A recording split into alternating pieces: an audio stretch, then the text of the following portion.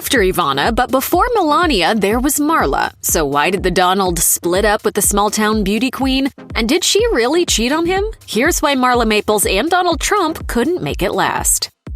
Even at the peak of their relationship, Marla Maples acknowledged she and Donald Trump led different lifestyles. Maples was born in 1963 in Cohutta, Georgia, which reported a population of 700 people in 2020, the highest recorded number since the town's beginnings. In 1990, Maples told Vanity Fair, "I'm like of the soil, of the country, of a solid, firm belief in God." Maples also talked to Maximum Inc. about her childhood in 2011. Telling the outlet, "I recall climbing trees, wading through streams, chasing cattle through the pastures, and being bucked off a few old paint horses. It was a very healthy and earthy lifestyle. Sports, family, and church were the center of my life in Georgia." Oh, I miss being out here in the country, that's for sure.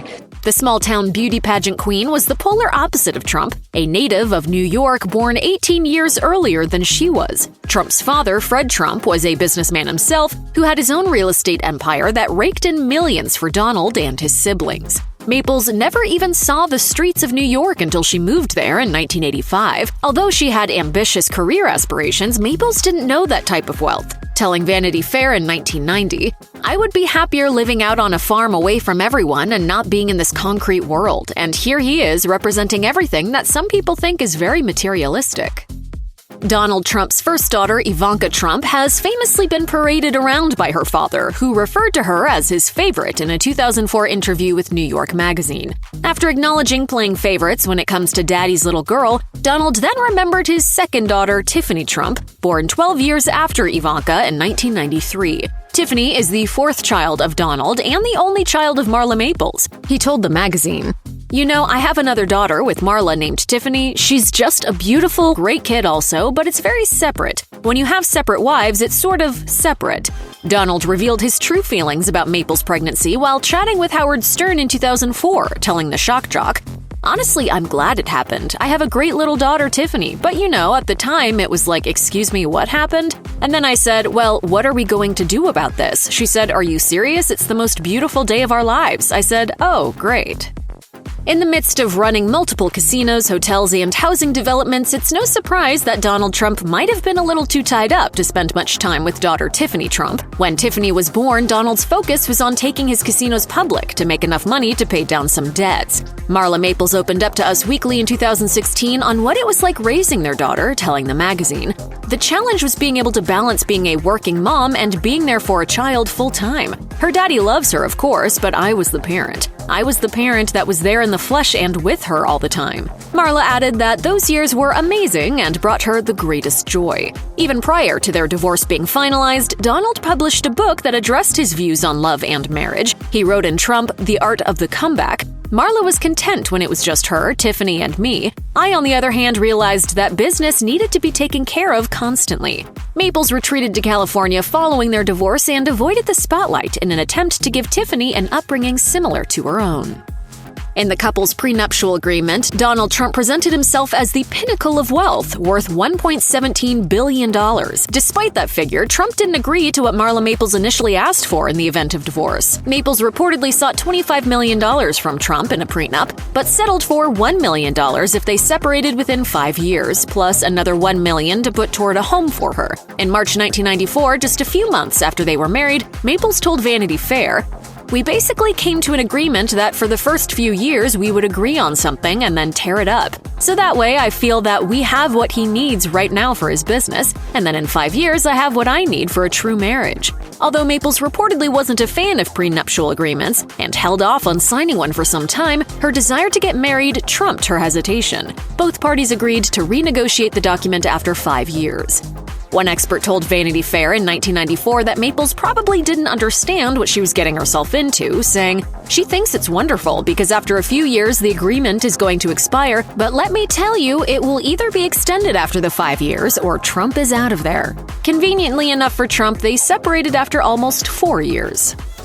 Rumors of Marla Maples and Donald Trump dating began swirling while Donald was still married to his first wife, Ivana Trump. But during his second marriage, it was Maples making headlines after being caught with Donald's former bodyguard at the beach near Mar-a-Lago. Spencer Wagner was the bodyguard in question, and police found him with Maples on the beach at 4 in the morning on April 16, 1996. When a police officer on duty found Donald Trump's wife here under a lifeguard stand in the company of another man. Both Maples and Donald denied that anything happened, with Maples claiming she was just taking a bathroom break. However, Donald fired Wagner 4 months after the incident. Wagner's ex-wife, Mary Miller, alleged that Maples was no innocent bystander, telling Inside Edition in 2016. He said she would try to pull him into a bedroom in the house, and she was aggressive. She just loved to party a lot. She liked to go out down to Miami and party when she was in town. Wagner's own story flipped over the years. At first, he also denied the affair, but later said that he and Maples were kissing on that fateful night. 1 year later, Donald and Maples announced their divorce.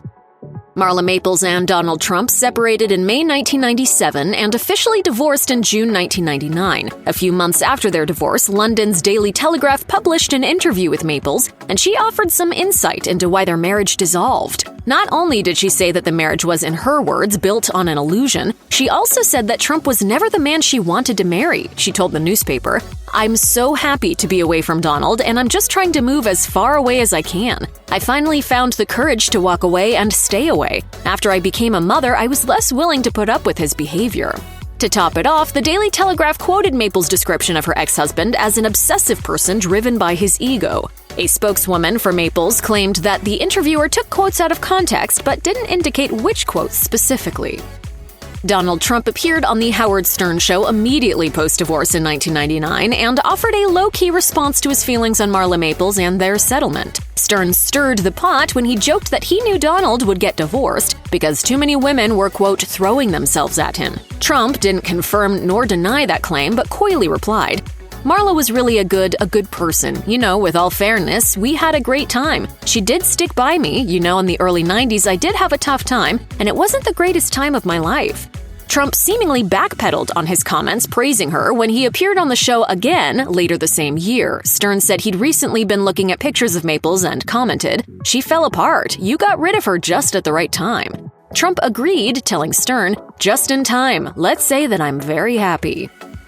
In 2016, Marla Maples sat down with the hosts of Access Hollywood and spoke more on why her marriage failed. Maples reiterated how different she and Donald Trump were and said they simply couldn't bring out the best in each other. Maples cited her Georgia roots, family values, and spiritual growth as reasons she and the business-minded tycoon had to move on from each other. She even described things between them as a little bit combative during their relationship, explaining that she thought she could change him at the time. Girls when we're in our 20s, we want to change the men we're with. We just think, well, that love is going to make them a little softer. Per the New York Times, in May 1997, Donald Trump tipped off Gene McIntosh, a former deputy editor at Page Six, that he was splitting with Maples. Trump said that Marla's family, which he called an entourage of dumb Southerners, was essentially to blame for the divorce. He told McIntosh, "Are you old enough to remember the show The Beverly Hillbillies? That's exactly her family, except they came to New York City instead of Beverly Hills."